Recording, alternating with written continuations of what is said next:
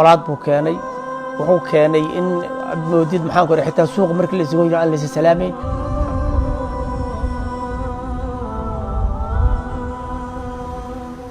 wadaadadii iyagii baa cudurku ka jira cudurkiina dadkay ku beereen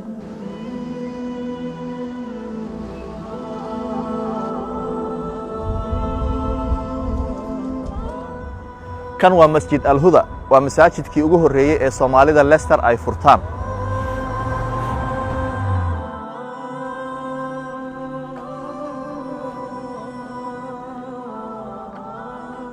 kanna waa masjid al-furqaan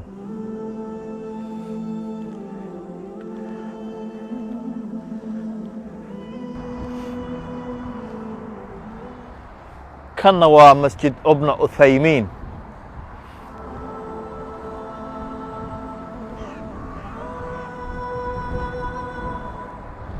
halkana waxaa ku yaala masjid Quba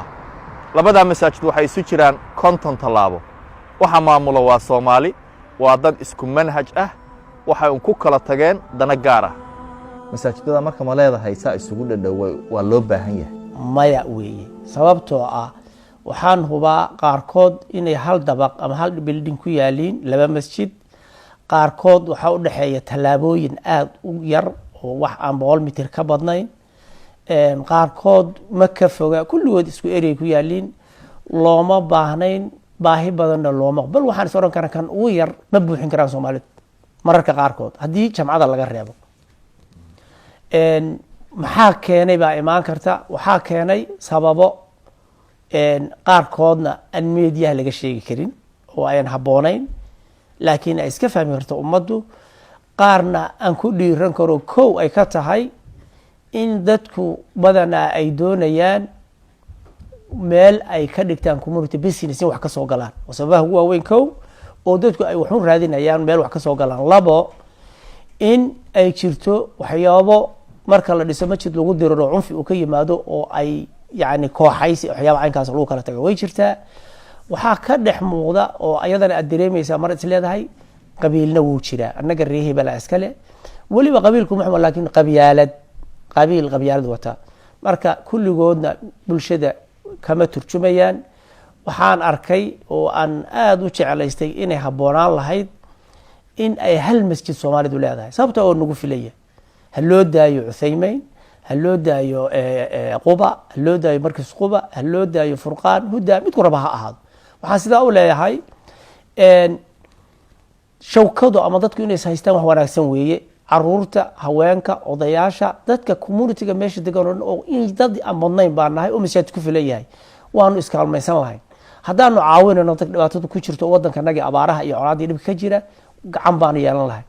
haddaanu annagu laftano is caawinayno qofkanaga dhib uu ku yimaado ama dawladda xageeda ama isaga yani waxyaabo u gaar oo ku yimaada waa caawin kareen laakiin hadda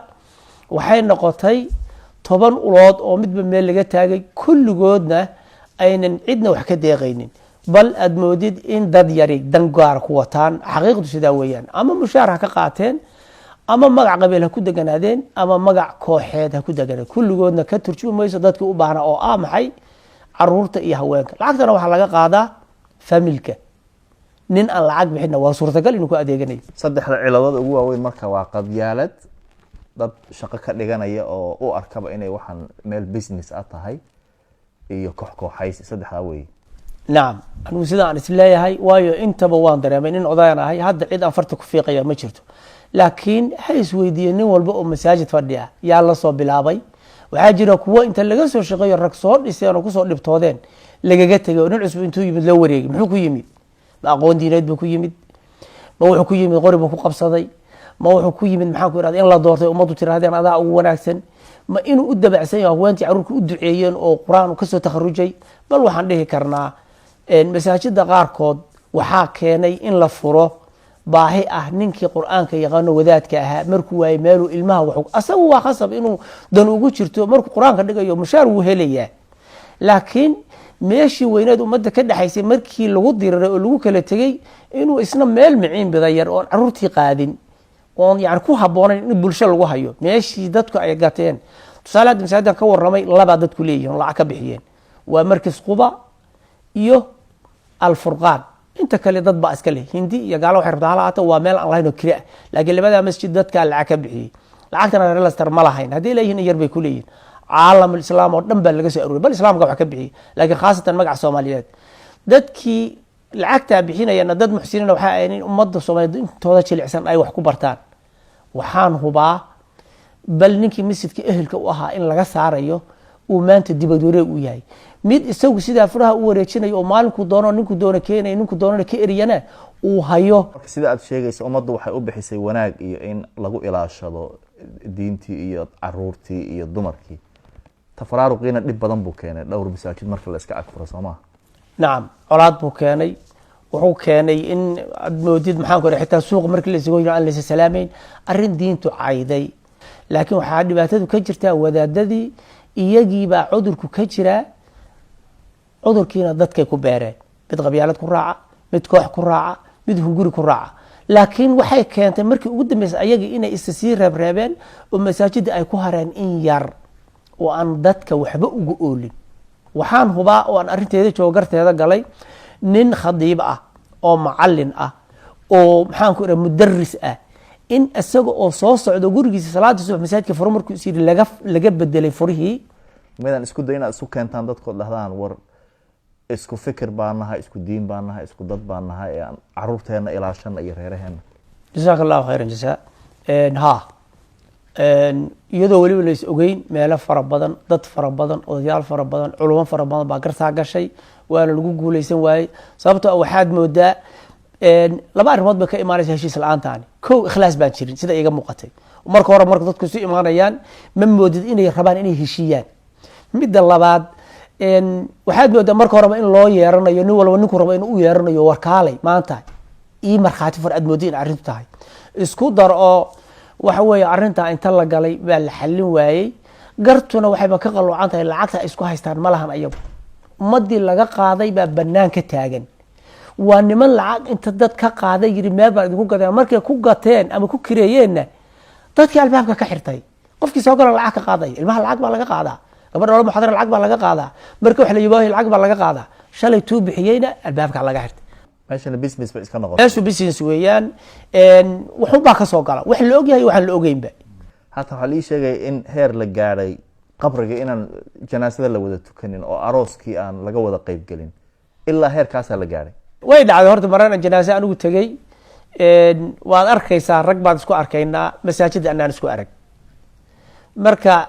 mararka qaarkoodna way soo dhawaato waaba la kala tukaday masaajid Aisha janaasada lafteedii waxaad moodaa marka qabriga korkiisa baa xitaa waxa lagu qaybsanayaa waxaan dadka dan ugu jirin oo diintana ugu jirin oo qabrigu wuxuu ahaa meesha ugu horeyso manaasisha qiyaamo kamid ah in lagu qushuuco oo lagu yaan maxaan ku raadey aad dadku ay u arkaan waxa ka horeeya iyo meesha la dhigayo marka waa sidii ay sheegayso qubuurihii bay hadda maraysaa in la kala xabaasho ama iyaga dushooda la isku maago barakallahu fiik iyo aroosyaduna waa sidoo kaleeto soo caruurtii kuma korayaan khilaafkaas iyo kala fogaanshaha lafteeda. نعم waxaad cabiraysaa wixii dhici lahaa laakiin indhahanaga ku aragnay in la taagan yahay halka oo macallimiinta qaarkood inay ii sheegeen islaanta in ama telefoon loo soo diray ama loo imaan leeyahay hablaay ilmaha ii keen aniga